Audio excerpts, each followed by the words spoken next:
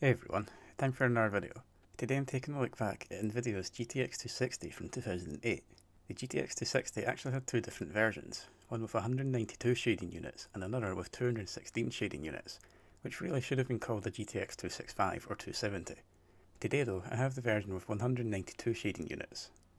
The GTX 260 with a TDP of 182 watts used a cut-down version of the GTX 280's GT200 GPU, which was based on the Tesla 2.0 architecture. It is also at the moment the sixth largest commercial GPU die ever produced. It featured 1.4 billion transistors built on the 65nm fabrication process. This version has 8 streaming multiprocessors and, as mentioned, 192 shading units. It also featured 64 texture mapping units and 28 raster operations pipelines. This version specifically has 896 MB of GDDR3 memory on a 448-bit wide bus. The 260, however, also had a variant with 1792 MB of memory. Clock-wise, the GTX 260 runs at 576 MHz on the core, with a shader clock of 1242 MHz and a memory speed of 999 MHz, which is effectively 1998 MHz due to the nature of GDDR3. It has two 6-pin PCIe power connectors and supports DirectX 10.0, OpenGL 3.3 and OpenCL 1.1. It also has two DVI connectors and one S-Video. The rest of the system we'll be using today features an i7 6700K at 4.8 GHz. This eliminates any potential bottlenecks in performance. A MSI Z270 SLI Plus motherboard, 16GB of Corsir Vengeance DDR4 at 2800 MHz, and Windows 10 Pro 64-bit, so let's get on with the tests. First off for the test today is Unigine Heaven 4.0, which is a benchmark set in a steampunk world and is designed to test the performance of your graphics card. I'm running this test using the Extreme preset, however I've tweaked it to run in full screen mode. I'm also running the test 3 times and averaging the score across those 3 runs. At the GTX 260's stock clocks of 576, 1242 and 999 MHz respectively, it managed scores across the 3 runs of 452, 451 and 452 for an average of 451.67 points. Overclocking wise however, it managed clocks of 729 MHz on the core, with a 1458 MHz shader clock and a memory clock of 1080 MHz. This was also with a BIOS modified for slightly higher 3D voltage, which I'll go into more later on.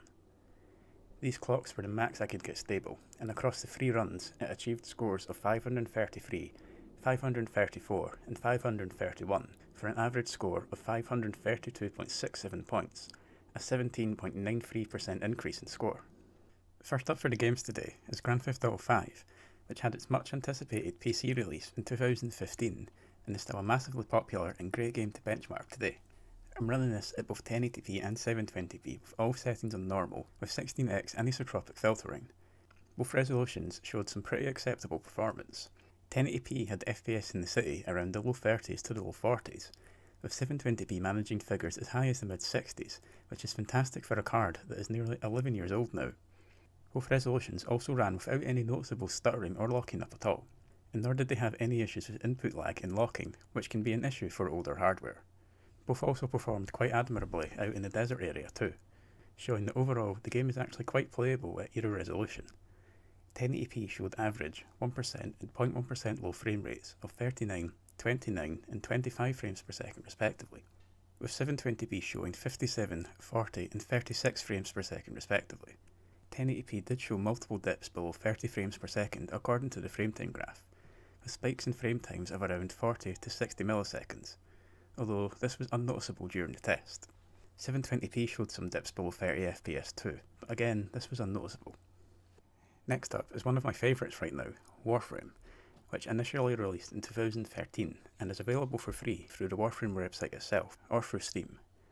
Again, I'm running this at both 1080p and 720p using the lowest settings preset, and I'm running the benchmark in a survival mission on Jupiter. Both resolutions run pretty smoothly on the planet selection screen, but 1080p did have some issues with input lag and the occasional hitch on the lander craft. 720p was fine here. FPS throughout the mission tended to stick between the high 30s and low 60s, with some fairly noticeable micro stuttering at times. 720p on the other hand managed FPS in the low 70s up to around 105 frames per second. There was also some noticeable micro stuttering here too in the most intense scenes with lots of enemies around you, although this was much less than 1080p. 1080p also showed noticeable input lag during the mission, especially when turning the camera. This didn't make it unplayable though. 720p though showed no trouble with this whatsoever. The Fraps benchmark for 1080p showed average 1% and 0.1% low frame rates of 51, 35 and 32 frames per second respectively. The frame times here were pretty inconsistent at times, which is represented as a micro stutter during the test. 720p showed 82, 52 and 47 frames per second respectively for its average 1% and 0.1% low frame rates, and showed much more consistent frame times, which is evident from the reduced micro stutter. Moving on to the next game, and it's CSGO, or Counter-Strike Global Offensive, which had its initial release in 2012 and is still massively popular with a huge professional scene as well. I'm running this on a hard difficulty competitive bot match on the Mirage map, and as you've probably noticed, I didn't bother running this at 720p, because as you'll see, 1080p runs perfectly fine, even with the maxed out settings with no anti-aliasing that I used. Throughout the test, the GTX 260 managed around 60 to 110 frames per second, and even spiked up to as much as 185 frames per second indoors, showing just how capable the 260 is in CSGO. There was no obvious stuttering or locking up here, and there were no issues with input lag either. As I said, there was no point in testing 720p due to how good the performance was at 1080p, which you can see from the average 1% and 0.1% low frame rates of 92, 53 and 45 frames per second respectively. There were several dips below 30 frames per second according to the frame time graph, and the frame time seemed to be pretty inconsistent. These issues, however, weren't noticeable at all during my test. As the 260 only supports up to DirectX 10.0, I was pretty limited in the games I could test. Skyrim, however, was a fairly good choice, as it is an older game and is still pretty popular today. This specifically is the original version released in 2011 and not the remastered version released in 2016.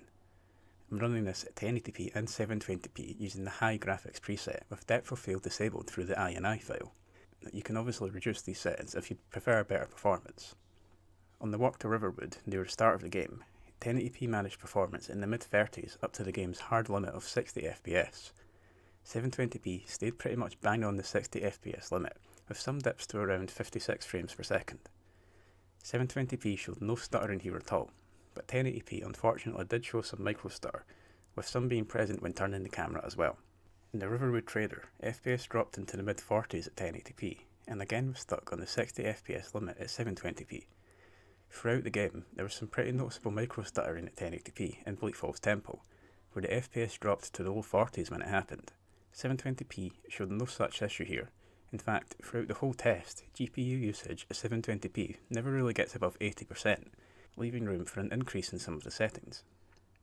The Fraps benchmark for 1080p showed average 1% and 0.1% low frame rates of 56, 30 and 28 frames per second respectively, with some spikes in frame times of around 80 to 260 milliseconds at points. 720p showed 60, 54 and 34 frames per second for its average 1% and 0.1% low frame rates respectively. There were some occasions where FPS dropped below 30 according to the graph, however these weren't noticeable at all. Moving on to overclocking, and in an attempt to get slightly better clocks than I would have otherwise, I modified the card's BIOS using the NVIDIA BIOS editor. With this, I was able to increase the maximum 3D voltage from 1.12 volts to 1.18 volts. A minor increase, but it may or may not help in obtaining a better overclock. As I mentioned earlier, during the Unigine Heaven 4.0 benchmark, I managed to get stable clocks of 729 MHz on the core, with a shader clock of 1458 MHz and a memory clock of 1080 MHz, which is 2160 MHz effectively. This, thankfully, was also stable on all of the tested games. With GTA 5, the overclock made a reasonable improvement.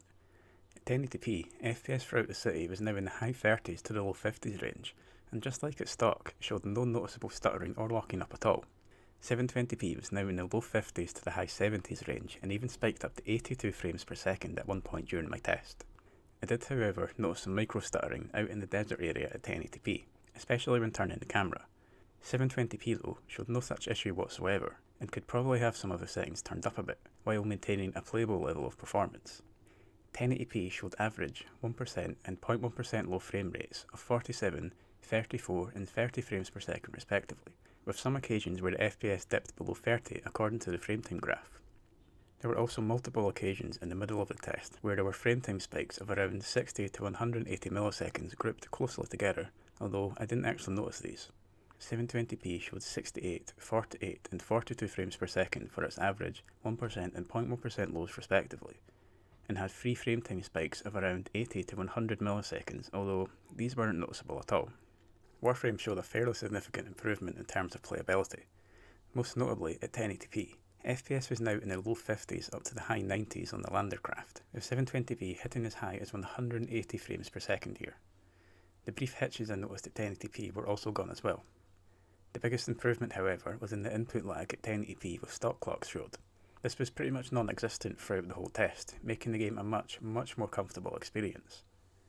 Throughout the mission though, FPS was in the low 40s into the 90 FPS range, although it did still show some noticeable micro-stuttering in the most intense scenes with lots of enemies around you. 720p though managed figures in the 70s up to the mid 140 frames per second range, with minor micro-stuttering noticed during the most intense scenes. The Fraps benchmark for 1080p showed average 1% and 0.1% low frame rates of 58, 42 and 39 frames per second respectively, with no dips below 30 FPS at all according to the frame time graph, which does however show inconsistent frame times, which accounts for the micro-stutter. 720p showed 98, 67 and 59 frames per second respectively, for its average 1% and 0.1% low frame rates, showing that there is plenty of headroom to increase the settings here if desired. CSGO already performed pretty well at stock clocks, and the overclock only improved on that further. FPS throughout the test was in the low 70s, up to around 180 frames per second, and like stock, showed no noticeable stuttering or locking up whatsoever. There were even times indoors where the FPS spiked as high as around 240 frames per second. The benchmark showed average 1% and 0.1% low frame rates of 119, 68 and 58 frames per second respectively. There was some dips below 30 FPS according to the frame time graph, but these fortunately weren't noticeable. With Skyrim, given that it has a hard limit of 60 FPS, there wasn't exactly much room for improvement in terms of frame rate. 1080p however did show smoother gameplay in some areas, namely the walk to Riverwood. The FPS here was now in the high 40s up to the 60 FPS limit, and 720p again was still at the 60 FPS limit here too. The frame rate jumped up to the low 50s in the Riverwood Trader at 1080p, and remained the same at 720p as you probably expected it to. The main issue still present, at least at 1080p, is that there is still a very noticeable amount of micro-stuttering at points in Bleak Falls Temple, where it still dips down to the low 40s. Again, 720p was fine here. The benchmark for 1080p showed average 1% and 0.1% low frame rates of 58, 30 and 30 frames per second respectively. There were also some dips below 30 frames per second according to the frame time graph, which also showed some spikes in the frame times of around 80 to 240 milliseconds. 720p showed average 1% and 0.1% low frame rates of 60, 56 and 30 FPS respectively. There were also several dips below 30 FPS here at times as well, according to the frame time graph, but these however, along with a couple of frame time spikes of around 70 to 140 milliseconds, weren't noticeable at all. Overall, I was actually really impressed with how well the GTX 260 performed in my tests. I was initially hoping to get my hands on the version with 216 shading units, which obviously would have performed better, but I was impressed with this one nonetheless. It can quite easily handle several games much newer than itself, which is astonishing for an 11-year-old graphics card. Games such as CSGO don't even need an overclock to perform well. I was particularly impressed with GTA 5, which was playable even without an overclock. I personally wouldn't recommend the GTX 260 for 1080p gaming though, unless it's an older or easier to run game. 720p though is where it's at for the GTX 260, as it performs quite well here and would continue to do so with the settings turned up a bit. If you liked this video, please consider liking it and leaving a comment as well. I'd also really appreciate it if you could share it with other people that you think may like it too. You could also subscribe to my channel, or even support me on Patreon at patreon.com/benching&gaming, or on Ko-fi at ko-fi.com/benching&gaming if you'd like to see more content like this. So thanks for watching, and hopefully I'll see you in the next one.